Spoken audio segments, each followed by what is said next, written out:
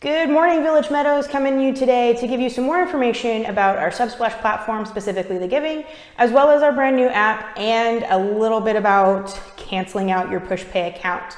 So first things first, a lot of you have noticed that there is a new fee to go along with giving, and we've got Debbie here, who is our finance director, and she's going to talk a little bit about that. Subsplash has a 2.3% fee per your transactions, 2.3% of your giving amount, plus a 30-cent each transaction fee. PushPay was no different. The difference is, as a donor signing up for PushPay, you get the choice to pay that fee for the church or not, and you're under no obligation whatsoever to pay the fee. The fees have always been paid. It's just that the bills would come to the office and we would pay the fees, and those fees were anywhere between $300 and $800 a month, depending on how many transactions and how many people used PushPay that month. This is a little better rate with Subsplash. If you do Subsplash and you attach it to your checking account, there's a 1% fee and no transaction fees. So theoretically, it sounds like attaching it to your bank account is the better way to go, but it's totally up to you, however you want to do that. Your option to pay the fee for your transaction is tax deductible. It'll show up on your end of the year statement. So when you give $100, you actually give $100 plus whatever the fee was. So there's some advantages in that way. So one way or another, fees have to be paid. With Subsplash, we just get to give you, the donor, the option to pay that fee. And again, please, no one is under any obligation to do that, and it does not affect your giving statement. If you give $100 to the church, you get a $100 tax deductible donation to the church. So, perfect. Yeah. All right. So now what we're going to look at is we're going to look at how to download and then what it means to sign into the app to make giving through the app just a little bit easier.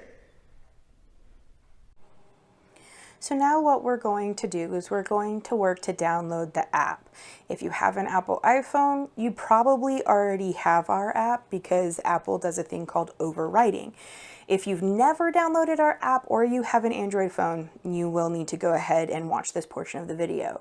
So you go to your respective app store. On an Apple iPhone, that's the App Store. On Google, it's going to be your Play Store. It has a white box with a play symbol that's multicolored. So go ahead and go in there. You're going to go to search. Once you're in the search section, you're going to look for Village Meadows or villagemeadows.church. As you can see, mine already pulled up. That's because I've searched it a couple of times. But when you find what you want or what you want to look for, go ahead and click it, and it will bring up your different options. So the option that you want is the one that says villagemeadows.church. It says that it's an education app, and it has a white square with our brand new logo on it. So it's that big V and that big M. And so go ahead and go through the motions. That is hitting install, that's hitting get, and just downloading a new app just like you would any other app. Just follow the directions within your app or Google Play Store. I've already done this, so I'm going to go ahead and open. And this brings us to the new app. Now, as you can see, it's formatted a little bit different. Things will be changing over time picture-wise. But for now, look at the very top of the screen. It says home right there in the middle. If you go over to the left, you have 3 parallel lines. And when you click on these lines, it gives you a new menu. And in this case, we want to log in or sign up. If you have signed up for an account with me or Carla, just put in the email address that you gave us as well as your password. It'll bring up this, when you hit login or sign up, it'll bring you to this menu. You will continue with email. And then you would put in your email account and your password. And then it just puts the app that's on your phone directly to your account with Subsplash. And I'll show you that on my personal phone here in just a few minutes. And then if you go over to the very bottom of the screen, all the way 4 over from the left, you have a giving tab, and it has an open hand. And when you click it, it highlights it, but it also brings you to this screen right here. This is our giving platform. You can put in the amount of money. You can say how often you want to do it. And for our purposes, let's put $1 and hit next. Now this is going to bring you to a new login screen. If you've never logged in for the giving portion, it's going to ask you to do it again. Again, continue with email. This is going to give you the same login prompt, same email, same password that you used to create the account and log in. Now, in theory, once you are logged in, you should be logged in forever unless it just automatically logged you out one time. Now, once you log in, it will ask you to connect a debit or credit card or a bank account. And as Debbie said, the bank account may end up being a little bit cheaper, but it is completely up to you and what you would like to do. So now I'm going to show you on my personal account what this will actually look like once you're logged in. So now I have actually switched to a different iPhone, and now we are on my personal account. So go back to the very top of the page. Top left corner, those 3 parallel lines, click that, and you can see where my name is, and it's got my initials in that little circle. You do have the option of uploading a photo, should you choose to do that. But let's look at giving again. So again, bottom of the screen, 4th over from left with that open hand. So same screen. I'm going to put in $1 for one time just to show you what it's going to look like. Now, I have already attached a card to this, and so it has stored my info. And if I click on my info right there, I have the option of linking another card or continuing to link my bank account. Again, completely up to you and what you want to do.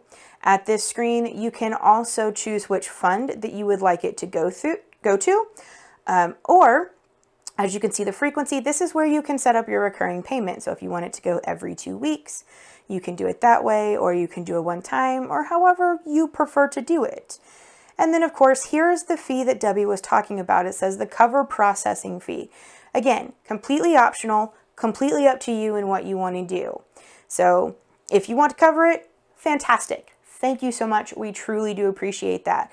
We also know that a lot of y'all are going to be on fixed incomes. And so if you can't, or you just plain don't want to, we honor that as well. It's completely up to you. We're not forcing you to do that part. Just remember, it is tax deductible and it will show up on your giving statements at the end of the year. And then of course at the bottom here is a memo for an optional. So if you needed to designate it, such as we're doing a fundraiser to get Brian, Becky, and Michelle all the way to Africa. So we can put it in there that it's going for the Africa trip.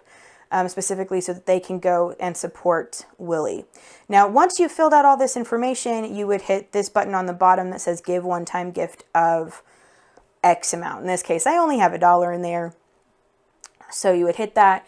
It will process it for you, and then you will get an email receipt, as well as it should show up in your bank statements as well. Now that we've gone over how to give from the app, again, giving from the app's not a requirement. You can still use our website.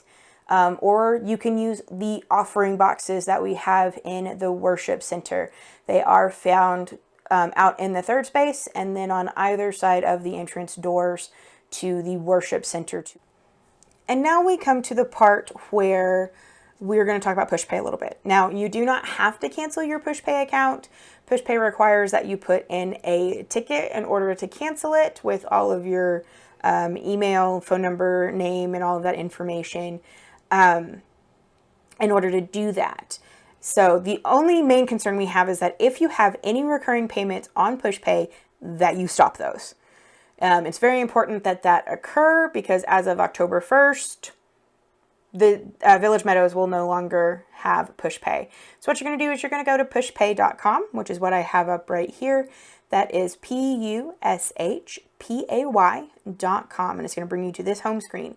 And you're actually going to go to the top right corner. There are 3 options. You're going to go for the middle one that says sign in. And you're actually going to do, a personal sign in. Because if you've ever given with Village Meadows, with their online platform, you will have a PushPay account. Now, those who have recurring payments, this is,